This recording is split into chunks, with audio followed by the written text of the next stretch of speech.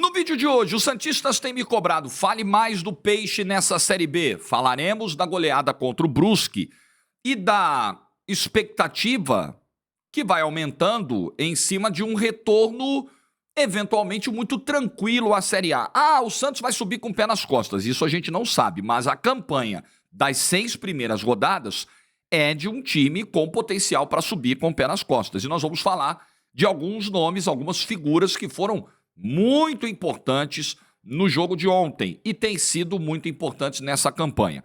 O vídeo de hoje também vai fechar definitivamente o assunto Gabigol, camisa do Corinthians, repercutindo a entrevista que ele deu ao portal UOL, publicada neste domingo.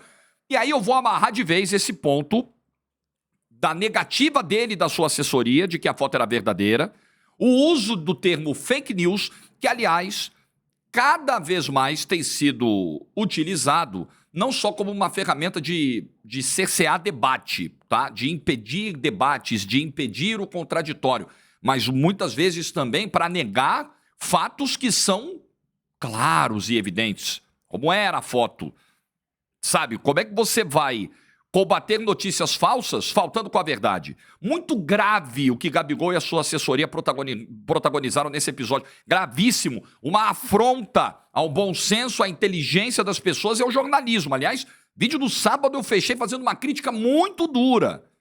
E quero amarrar esse ponto hoje, depois do que o Gabigol falou. E, finalmente, um pedido de desculpas de verdade.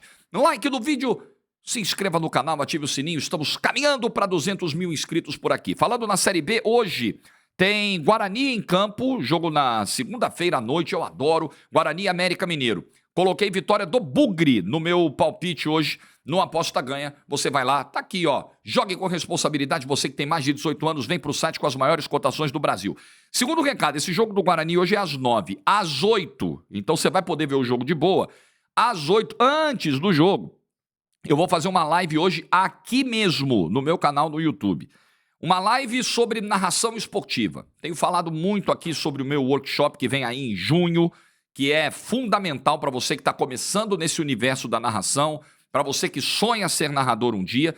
E hoje, nessa live às 8 da noite, eu vou bater um pouco mais de papo sobre esse assunto. Então, quero receber você sobre narração. Você gosta de narração, sonha em ser narrador, quer aprender um pouquinho sobre técnicas de narração, segredos da profissão, quando começar, como começar, por onde começar. Vamos bater um papo nessa live? Uma live aberta para todo mundo aqui do canal hoje, às 8 da noite. Estou esperando você, beleza?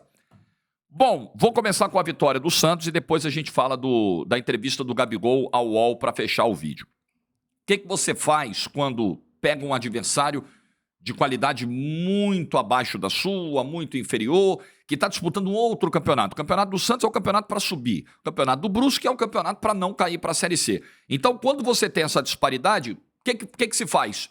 Goleia. Ganha da maneira mais contundente possível, com a maior segurança possível, e foi isso que o Santos fez ontem diante do Brusque. É uma preocupação para a sequência do campeonato, o peso da ausência do Guilherme, que vai ficar alguns meses fora, infelizmente, e que vinha sendo, se não o grande destaque, um dos grandes destaques do Santos no ano. Qual foi a solução encontrada pelo Carille ontem e que ontem funcionou? O Otero vai para o lado esquerdo fazer a função do Guilherme, entra o Patati pelo lado direito, só que o Patati, muitas vezes no jogo, e ontem o William foi centroavante, eu quero falar dessa coisa dos 3 centroavantes também daqui a pouco. O Patati, ele não ficava necessariamente preso pelo lado direito. Muitas vezes era o Patati que trazia o jogo por dentro. E aí isso tinha 2 ótimos efeitos para o Santos, pelo menos. Ontem foram efeitos que fizeram a diferença no placar. Você preenchia um pouco mais o meio-campo, você povoava um pouco mais o jogo pelo meio e abria um espaço, um corredor para o Germán desfilar. E foi o que o Germán fez ontem. Ele participa de 3 dos 4 gols do Santos no ano. É um jovem muito promissor, numa posição que é carente, não é pro Santos, né? Teve o Aderlan aí que se machucou, Rainer e tal, mas é carente pro futebol brasileiro de uma maneira geral. Lateral direito, é um problemaço pro futebol brasileiro. Você vê quem é o lateral direito da seleção hoje, é o Danilo, que não é uma unanimidade, apesar de ser um jogador muito regular, muito consistente lá na Europa, e que nem sempre joga de lateral na Europa, muitas vezes como zagueiro, só pra você ter uma ideia. Mas o Germán, cara, ontem, com a fragilidade do Brusque e com o corredor que se abriu para ele na direita, pela quebrada do Patati pro meio, o Sherman arrebentou com o jogo. Então, primeiro destaque aqui, eu queria falar hoje de alguns nomes, assim, de alguns destaques individuais do Santos nessa Série B, nessa campanha de 6 jogos até aqui. Quem é o melhor jogador do Santos na temporada até agora? Para mim, você tem uma briga boa entre o Gil e o Guilherme. Eu acho que o Gil, pela consistência, pelo nível de segurança que ele dá a esse sistema defensivo do Santos. O Santos, em 6 partidas na Série B, só tomou 3 gols. Um deles de pênalti contra o Guarani, quando o jogo já estava resolvido. O outro gol foi contra a Ponte Preta, o jogo estava 2-0, o escanteio, o João Paulo sai mal do gol. E o gol contra o Amazonas, na derrota por 1-0. Só. Foi isso que o Santos tomou de gol nessa Série B. É uma defesa muito segura e o Gil é o cara que segura as pontas ali, né? E ele tem um parceiro de nível muito bom também, que é o Joaquim, isso precisa ser registrado. Mas eu acho que o Gil é o grande jogador dessa Série B, o Guilherme infelizmente teve essa lesão, o Giuliano, apesar de toda a questão física e tal, ele é o artilheiro do Santos no ano e balançou a rede ontem mais uma vez, também é um nome pra gente observar. Mas olha, o Sherman, ele tem tudo para ser o destaque do Santos nesse campeonato. E o que você vê do Sherman é que não é aquele cruzamento que tem muito lateral que chega no profissional, tem anos no profissional e ainda tem uma gigantesca capacidade de fazer uma função que é primordial para um cara que atua nessa posição, que é cruzamento para a área. A lucidez do Sherman levantando a cabeça para fazer os cruzamentos, para fazer as enfiadas de bola, é um cara que consegue perceber o deslocamento dos seus companheiros e saber exatamente aquilo que ele está fazendo. Não é o passe de qualquer jeito, não é o cruzamento de qualquer jeito. Tem tudo para ser aí uma realidade mesmo para o Santos na temporada e pro futebol brasileiro. Jogador de muita inteligência, né, fazendo a sua função pela lateral direita. Legal, agora é garoto, tá subindo, vai oscilar, vai ter jornadas ruins, beleza, faz parte, está amadurecendo, mas ele vai ter dificuldades nessa Série B que eu acho que vão ajudar muito nesse amadurecimento. Se não são adversários da melhor capacidade técnica possível, você vai ter campos complicados, logísticas difíceis, jogos mais duros, às vezes marcações mais violentas. Isso tudo vai dar casca pro Sherman. Baita partida do Sherman. Na hora de dar nota lá, a galera de jornal e tal, se não é para dar um 10 pro Sherman, dá um 9,5 por ontem. Seria uma nota muito tranquila pro que ele fez ontem na Vila Belmiro. Então, enfim, é uma vitória muito segura do Santos. O Santos faz 3-0 logo no primeiro tempo, mata o jogo. O Morelos faz o 4-0. Sobre o jogo é isso, a superioridade ficou evidente desde o primeiro minuto e o Santos faz uma campanha até aqui de 15 pontos somados em 18 disputados. A postura, eu acho que tinha uma crítica sobre como o Santos começava os seus jogos. Primeiro assim, como o Santos jogou contra o Amazonas, eu acho que é um ponto totalmente fora da curva. Claro que é uma derrota que irritou o Santista, óbvio, eu vi esse jogo, e deu uma estragadinha no fim da tarde do sábado, mas depois passou, porque é uma logística diferente, um clima diferente, isso não justifica, tá? Mas o Santos entrou numa apatia em Manaus que é de se condenar, é de irritar, mas aí você olha pro amplo, né, pro macro, você fala, beleza, mas esse não tem sido o padrão do Santos na Série B. Nem mesmo nos jogos em que ele teve alguma dificuldade do primeiro tempo, aquela estreia contra o Paysandu, aquele primeiro tempo confuso, contra o Amazonas, a coisa foi ainda pior. Ontem foi diferente, ontem foi um Santos mais ligado, mais agressivo desde o início do jogo, tanto é que ele faz 3-0 em pouco tempo e mata o jogo em pouco tempo ainda na primeira etapa.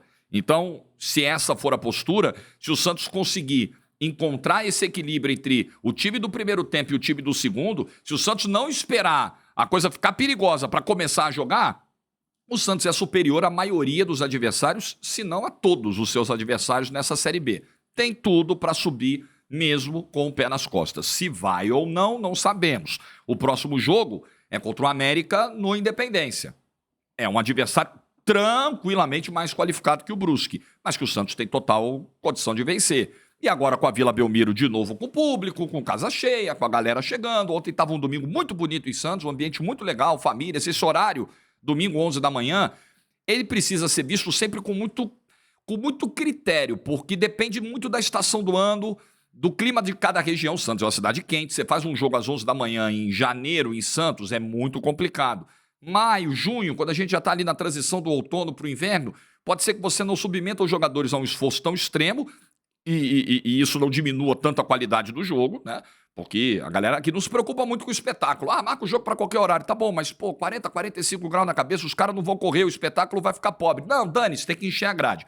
Eu acho ruim quando se parte para esse lado. Mas, pô, com critério, numa temperatura adequada, numa época do ano que favoreça, esse horário é muito legal. Famílias, você sai do estádio 1 da tarde, vai para um restaurante, vai para sua casa, tem o domingo todo para almoçar com a família. Eu acho fantástico. E o clima estava muito legal ontem na Vila Belmiro. Queria só falar rapidinho sobre a questão dos atacantes aqui. Furt, Morelos e Bigode. Ontem, o titular foi o Bigode, e aí o Morelos entra e faz o seu gol do 4-0 lá, que tá dando uma polêmica lá da comemoração, mas parece que ele sempre comemora assim, mas que é difícil dele fazer gol, né? Então às vezes a galera até esquece qual é o estilo de comemoração dele.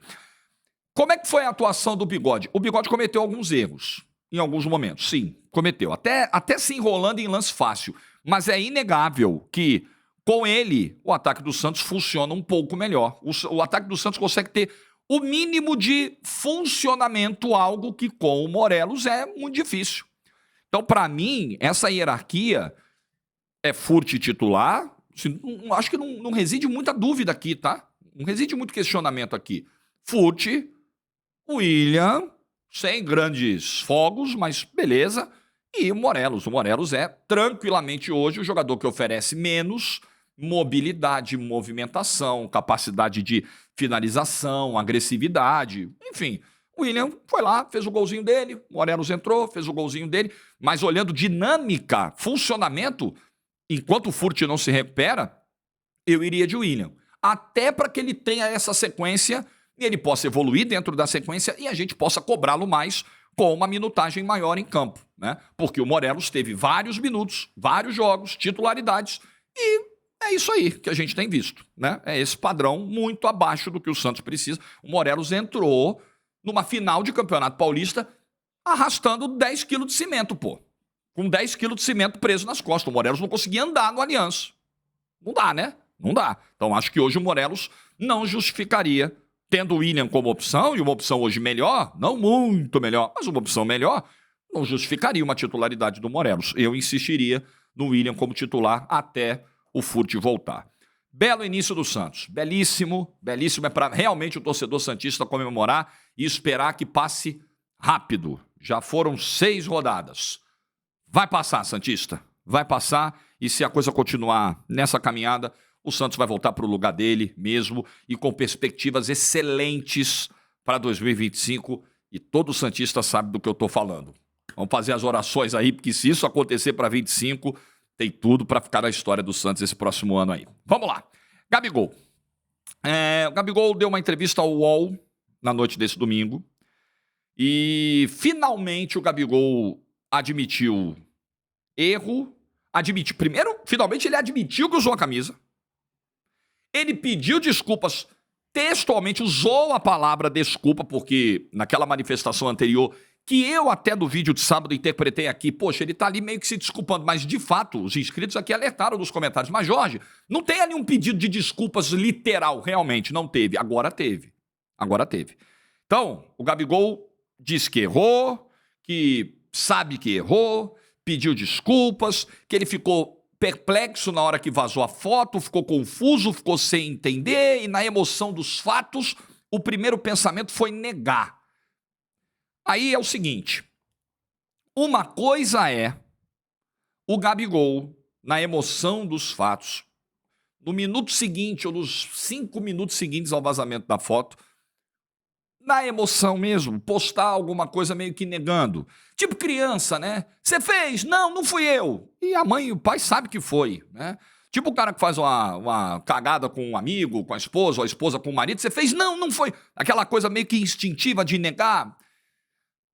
Vai, acontece às vezes, tá? Não é o ideal é sempre se trabalhar com a verdade, mas acontece, eu sou ser humano, eu não sou hipócrita, não sou certinho e não tô aqui pra, né, cagar a regra na cabeça de ninguém. Agora, quando a assessoria toma conhecimento dos fatos, esfria, ela não tá, ela tem um envolvimento com o Gabigol, mas ela não é o Gabigol, né? Eu não sei nem quem é o assessor ou a assessora ou a equipe de assessoria, ou a empresa de assessoria. Cara, eu não faço ideia de quem sejam essas pessoas. Mas, caramba, a assessoria toma conhecimento do fato, de cabeça mais fria, vai lá, pensa num texto, redige, lê, confere, manda para o Gabigol ler, Gabigol aprova. O processo geralmente é assim, né? A assessoria não vai divulgar nada à revelia do seu contratante. Aí, beleza, show, pode soltar. Temos um erro gravíssimo. Não só, né, nessa questão da emoção para lidar com o tema, porque, ok, uma coisa é o Gabigol, outra coisa é a assessoria. A assessoria, ela tá um pouco mais distante do problema, né? O olhar dela é um pouco mais frio, menos emocional para o problema. E segundo, nós temos uma questão ética gravíssima aqui, que foi infringida pela assessoria. A assessoria usa um termo que, infelizmente, está sendo cada vez mais banalizado no debate público do Brasil, o termo fake news, e isso é algo grave. A assessoria, eu não sei, até o momento que eu estou gravando o vídeo aqui, eu não sei se 11h30 da manhã da segunda-feira, estou gravando em cima do laço da publicação, deve até atrasar um pouquinho. Eu não vi nenhum pedido de desculpas na assessoria do Gabigol. Se já saiu, eu não vi, peço desculpas. Mas eu não vi.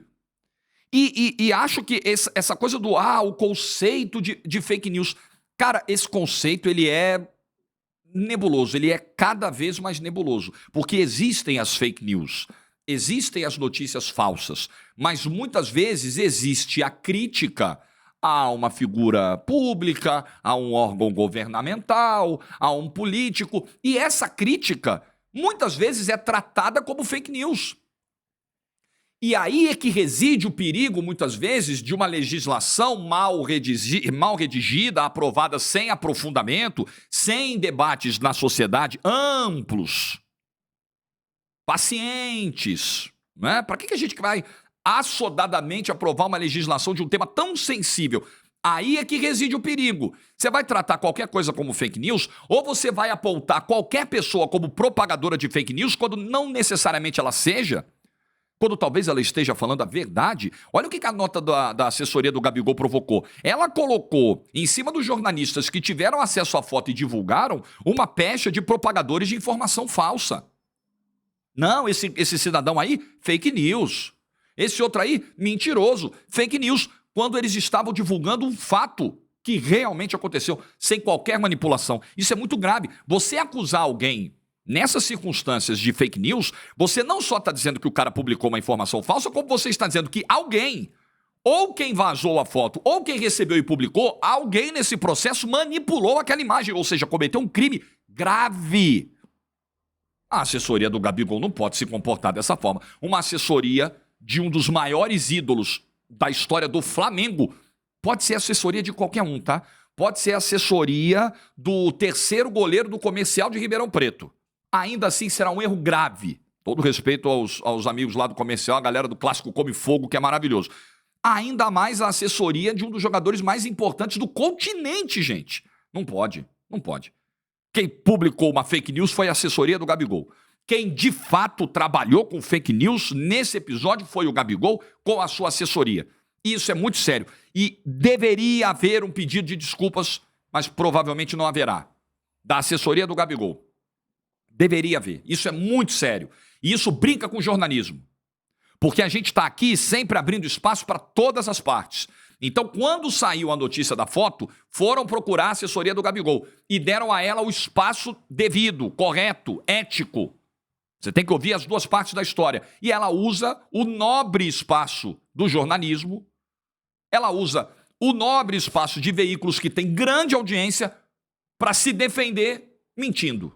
Isso é muito feio. Isso é muito sério. Se o Gabigol vai remediar a sua situação no Flamengo ou não, eu não sei. Eu acho que não. Eu teria, no primeiro momento, esse palpite. Eu acho que tudo caiu muito mal do torcedor do Flamengo. Tem um detalhe também que é o seguinte, né? Se a bola do cara tá entrando 3, 4 gols por jogo, é uma coisa, né? Mas o cara mal ter jogado, ficou fora, teve a questão do doping, voltou, não tá fazendo gol. Isso torna o processo mais difícil para ele, né? Amigo, a bola entra na casinha, é tudo maravilhoso, né? É aplauso todo jogo, o cara faz um monte de cagada, a galera passa pano, joga para baixo do tapete. Futebol é assim. Então, para piorar a situação para o Gabigol, nem isso está acontecendo. Então, acho que vai ser um fim de contrato melancólico. Serão 6 meses em que, se o Gabigol não conseguir uma saída agora, obviamente não conseguirá, serão 6 meses melancólicos. Ele já não tem a 10, ele já não tem o apoio da torcida, ele perdeu grande parte do crédito com a arquibancada, ele decepcionou a torcida, ele decepcionou colegas de elenco. Segundo informações de setoristas do Flamengo, a coisa caiu muito mal, não foi só com a diretoria não, mas com o elenco e comissão técnica, uma pena. Mas tudo isso já foi dito. Mas só para reforçar também o que eu disse no vídeo de sábado. Lamentável o papel. E isso também tem um efeito destrutivo em toda essa cadeia de profissionais que trabalham como assessores de imprensa. Porque a partir de uma nota como essa, qualquer negativa futura de assessorias de jogadores vai deixar as redações e vai deixar as torcidas com pés atrás. Opa, será que os caras não estão mentindo igual mentiu a assessoria do Gabigol? Pô, o Gabigol, cara, o Gabigol botou carinha, fez postzinho ironizando. Ah, vocês lembram da outra vez que soltaram a fake news? Agora é a mesma coisa, vocês estão caindo nessa em pleno 2024? Amigo, fazer a gente de trouxa. Por favor, nós estamos falando do futebol profissional, negócio sério. E outra, hoje você consegue comprovar. As manipulações, elas, infelizmente, com a inteligência artificial e tal, é o lado ruim, tudo na vida tem lado bom, tem lado ruim, elas são hoje cada vez mais bem feitas, mas você ainda tem ferramentas para detectar se houve ou não uma manipulação, se houve uma montagem, a inserção de um elemento falso na imagem. Claro, tem peritos para isso, tem técnicas para isso, para desvendar isso. Pô, aí, em pleno 2024, Gabigol, você vai mandar essa para nós? Você vai meter esse gabiru para nós? Pleno 2024? Ah, desculpa. Que esse episódio, para fechar, sirva para amadurecer o Gabigol. O Gabigol tem 27 anos, ele precisa entender que apesar de ser um dos maiores ídolos na história do Flamengo, apesar de ter feito gols em 2 finais de Libertadores, brabo, Gabigol é brabo, beleza? Apesar disso, Gabigol, você não é o dono do mundo. O mundo não te pertence. Você tem regras a cumprir, você tem hierarquia, você tem superiores dentro do futebol. A não ser que um dia, cara, você compra o teu clube. Aí beleza, você manda no teu clube, você faz o que você quiser. Você vira presidente, jogador, joga quando quiser, treina quando quiser, faz o antidoping quando quiser. Se bem que nem isso você conseguiria, porque tem as regras do antidoping. Mas aí, cara, é você com você mesmo. Mas a carreira que você escolheu tem caminhos, tem obrigações, tem procedimentos que você precisa seguir, tem contratos que você precisa respeitar. Com 27 anos ainda dá tempo, Gabigol, de aprender que você não é dono do mundo. Dá tempo, porque bola você tem. Sem dúvida. Tem bola, tem personalidade, tem carisma, tem tudo isso. Mas não é o dono do mundo. Que sirva para baixar a sua bolinha. E às vezes, cara, a gente precisa tomar umas porradas. Às vezes a gente tá caminhando na direção do precipício, vem uma porrada para... Opa, sai daí. Muda a rota. Se você continuar, você vai cair. Se você, Gabigol, interpretar isso como um sinal, como um aviso, como um aprendizado, você ainda pode fazer grandes coisas na sua carreira, porque você só tem 27 anos. Se foi realmente genuíno o teu pedido de desculpas na entrevista ao Portal UOL, eu sou o primeiro a aplaudir e eu entendo que é possível o cara aprender com os erros. Eu entendo, sem dúvida.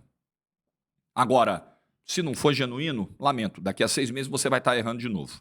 E quanto mais você erra, mais você se desvaloriza no mercado, mais você diminui de tamanho. É uma pena que um cara dessa importância saia do Flamengo muito menor do que poderia sair. E infelizmente parece que o desfecho caminha para isso. O que você pensa? Like do vídeo se você ficou até o final. Boa semana para todo mundo. Juízo e tchau.